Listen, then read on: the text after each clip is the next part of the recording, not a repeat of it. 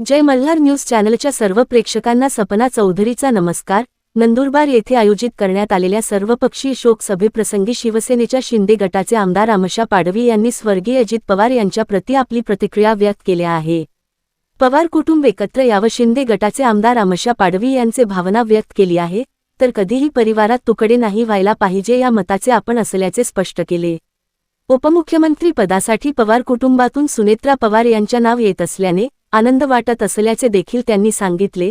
सुनेत्रा पवार यांना पद मिळाल्याने त्यांच्यावर आलेलं दुःख कमी होणार आहे।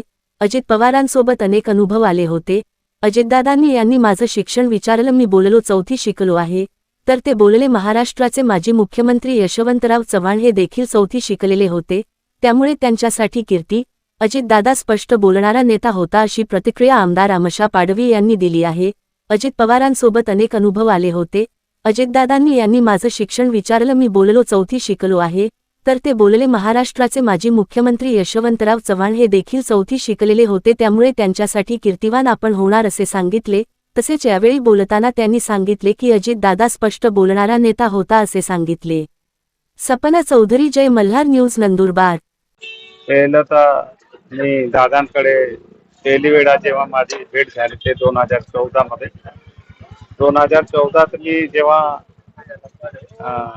उमेदवारी मागण्यासाठी दादांकडे गेलो आणि दादाने सांगितलं, मी बोललो दादा मी एक पंचायत समिती सदस्य आहे, मला आमदारकी पाहिजे। तर तेव्हा दादाने मला स्पष्ट बोलले का आपल्याकडे तुमच्याकडे जो एक बंडखोर उमेदवार आहे आणि त्याला मी देणार आहे, माफ करा तुम्ही सांगता पण विजू दादा का, हो म्हणे मी त्याला देणार आहे।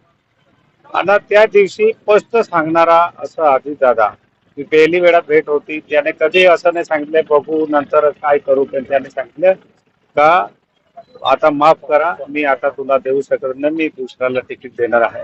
तो पहिला अनुभव होता। आणि दुसरा अनुभव माझ्या जवळची बदलीच्या वेळेला गेलो आणि मी सांगितलं का साहेब असं असं आहे, अरे आमदार साहेब तुला माहिती आहे हे मी काम करत नाही।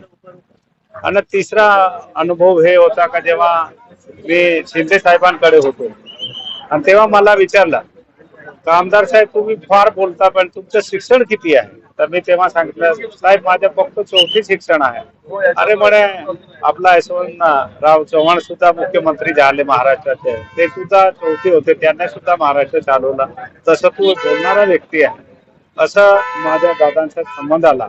अनेक व्यक्तिमत्व किंवा त्यांचं जे कार्यपद्धत होती, जे सांगितलं ते करणारा असं अजितदादा होता। या महाराष्ट्रामध्ये आम्ही एक सरकारमध्ये एक ठिकाणी काम करत असताना दादांसारखा नेतृत्व किंवा ते स्पष्ट बोलणारा वक्ता कधी भेटणार नाही।